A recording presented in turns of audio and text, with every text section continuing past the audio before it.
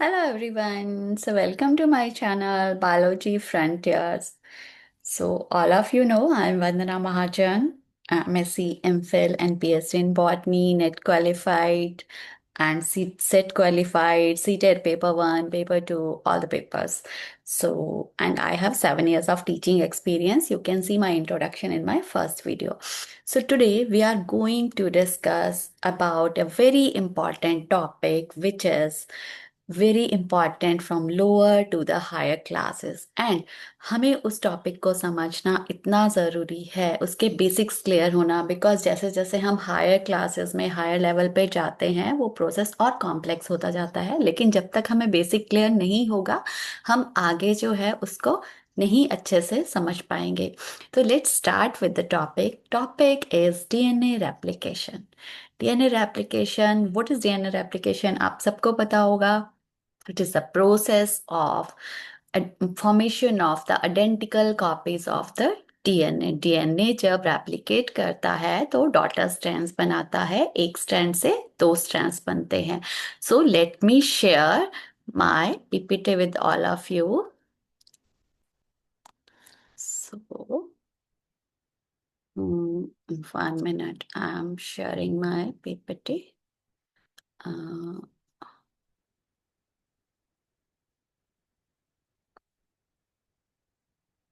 let me open where's the ppt. Okay, now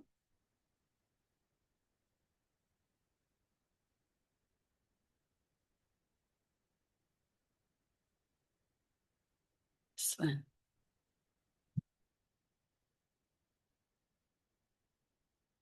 I hope you can see the slide. So let's begin. So this is the structure of DNA. You can see DNA double helix and these are different bases joined with the hydrogen bonds. This is the double helix model. These are the parent strands of DNA. Okay. So first of all,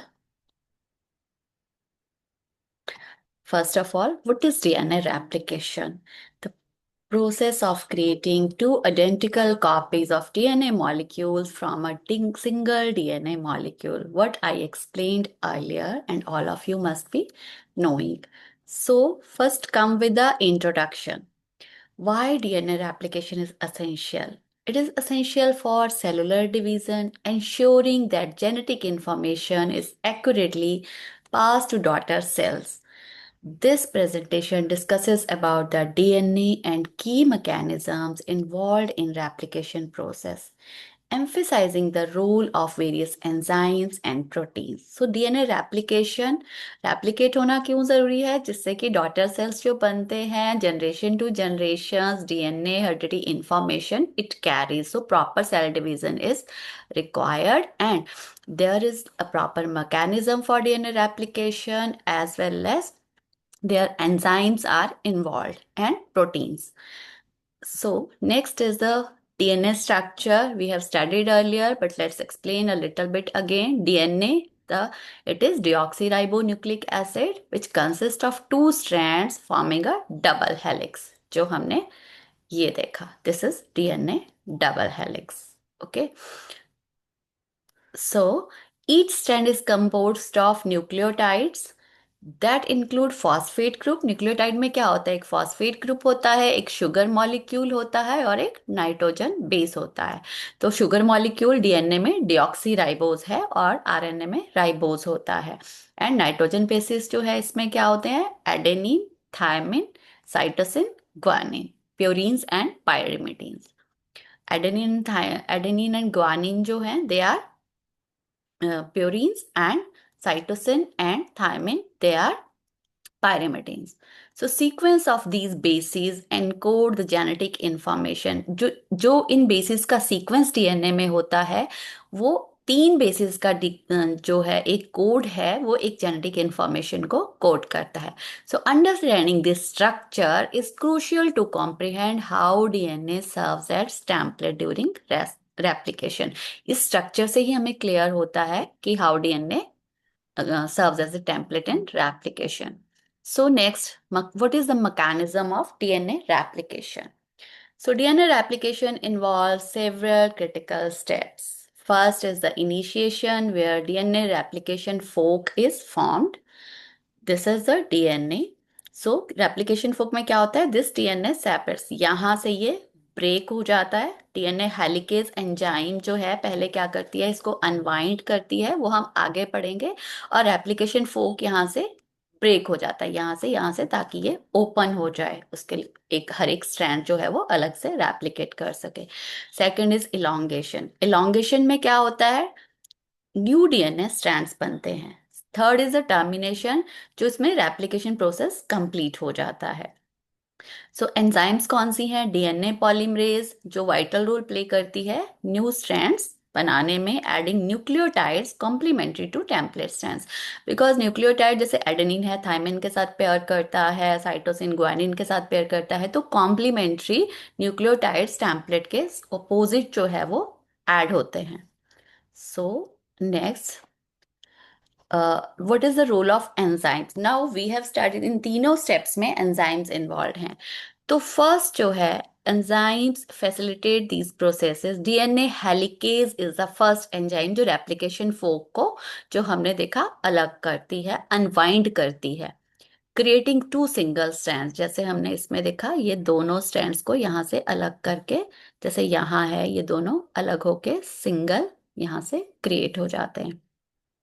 and then single strand binding proteins stabilize the strands. अब ये जब strand separate हो जाते हैं तो इनकी क्या possibility है कि दे कैन वाइंड अगेन, फिर से वो एक डबल हेलिक्स बना सकते हैं. लेकिन क्या है, कुछ एक सिंगल स्ट्रैंड बाइंडिंग प्रोटीन्स होती हैं जो इन स्ट्रैंड्स को स्टेबल रखती हैं टू प्रिवेंट देयर री इनेलिंग, जिससे कि वो फिर से वो रीज्वाइन ना कर सकें. तो सिंगल स्ट्रैंड, ये जो प्रोटीन्स हैं, सिंगल स्ट्रैंड बाइंडिंग प्रोटीन्स, उनको अलग रखती हैं.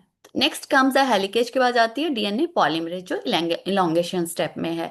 ये नए स्ट्रैंड सिंथेसाइज करती है by adding nucleotides in accordance with template strands. अब टेम्पलेट स्ट्रैंड्स के अपोजिट जो है कॉम्प्लीमेंट्री न्यूक्लियोटाइड्स को ऐड करके नए स्ट्रैंड्स बनाती है, डॉटर स्ट्रैंड्स. अब लास्ट में आ जाती है डीएनए लाइगेज. डीएनए लाइगेज, अब डीएनए जब बनता है तो ये दो फॉर्म में बनता है. एक तो इसमें स्ट्रैंड्स होते हैं, यहाँ पे नहीं शो किया गया है, जो यहाँ से, ये देखो, ये जो था, दिस इज द इनिशिएशन. यहाँ पे इसमें इसने ब्रेक किया है, ये स्टेप हम अभी आगे कर रहे हैं. ओके. तो दो टाइप के होते हैं, एक कॉन्टिन्यूस स्ट्रैंड होता है, एक लैगिंग स्ट्रैंड होता है. तो कॉन्टिन्यूस स्ट्रैंड को लीडिंग स्ट्रैंड बोलते हैं, और डिसकॉन्टिन्यूस जो होता है फ्रैगमेंट्स की फॉर्म में, उसको लैगिंग स्ट्रैंड बोलते हैं. तो डीएनए लाइगेज क्या करती है, ये जो फ्रेगमेंट हैं डीएनए के, ओकाजाकी फ्रेगमेंट्स जिनको बोलते हैं, उनको कनेक्ट करती है to ensure continuity and integrity of replicated DNA. So now three stages को हम देखेंगे. This is the initiation, elongation and termination. ये इनिशिएशन है, ठीक है. यहाँ पे डीएनए हेलिकेज एंजाइम इनको अनवाइंड करके, यहाँ पे ब्रेक करके, यहाँ पे अलग कर रही है, जैसे यहाँ पे. Okay. So this is the आगे.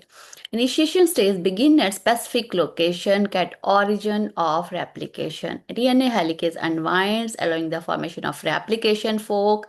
अब ये क्या है, ये जो पॉइंट्स हैं, यहाँ पे DNA helicase, origin of replication, कुछ स्पेसिफिक पॉइंट्स होते हैं जहाँ पे डीएनए हेलिकेज इनको अलग करती है, यहाँ पे सेपरेट कर रही है, और यहाँ से इसने ब्रेक कर दिया और ये अलग बन हो गया, ये अलग हो गया.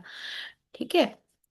Next is primase. अब जहां primase lays down RNA primers, providing a starting point for DNA polymerase to begin synthesis. This stage is crucial as it sets the groundwork for entire replication process. Now, what happens?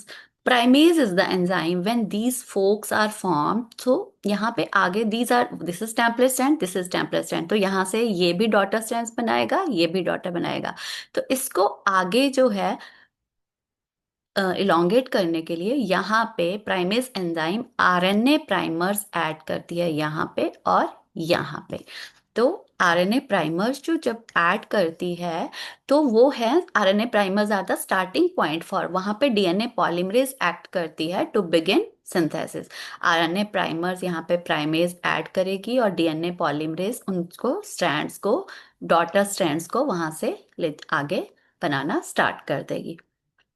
This step is very important because basic step है कि कैसे वो replication fork बनता है, कैसे वो अलग होती है हेलिकेज की हेल्प से।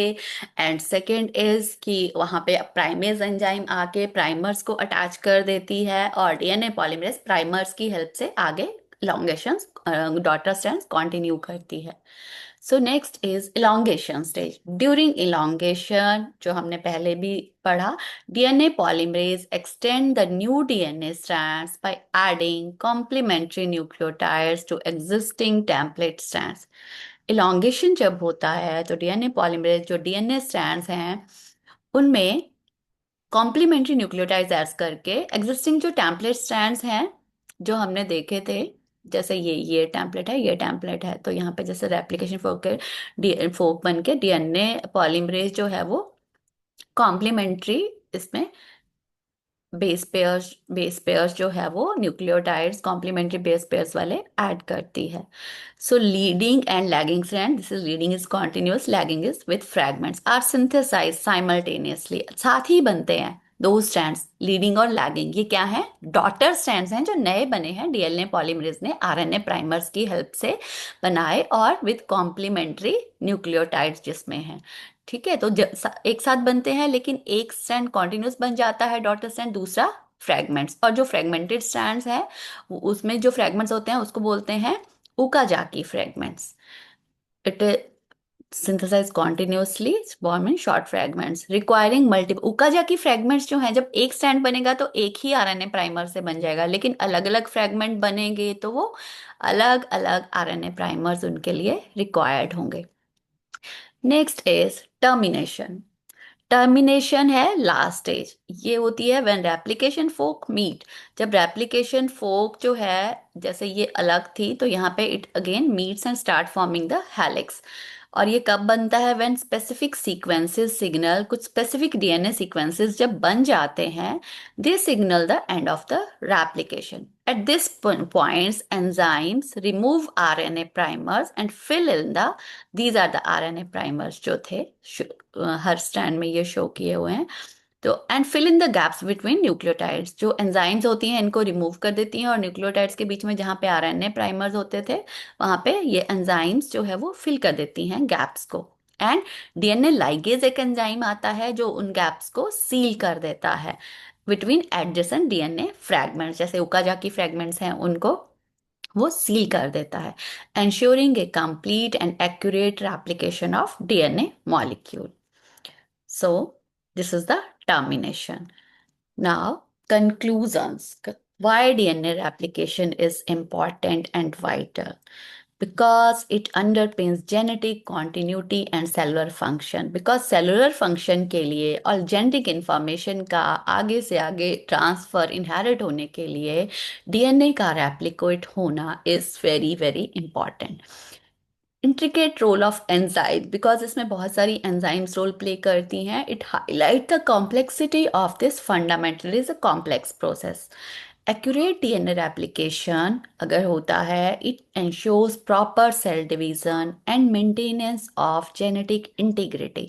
अगर एक्यूरेट होगा only then genetic information will be correct and inherited from generation to generation, which is essential for life. So, DNA is the basic unit of life. Genes are also made up of DNA. All of us knows which are the basic unit of the life. So, this was about DNA replication.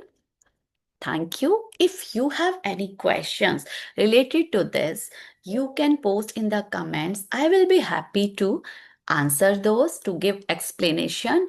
And don't feel to subscribe my channel because I'm coming with more interesting biology topics. And you, if you want any particular topic to explain and want to learn in a simple way, or anything that you want to me to explain, you can put in the comments. I will come with that topic for you.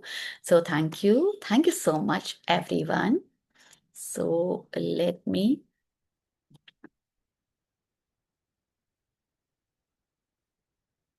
Okay, thank you everyone. Have a good day. Bye.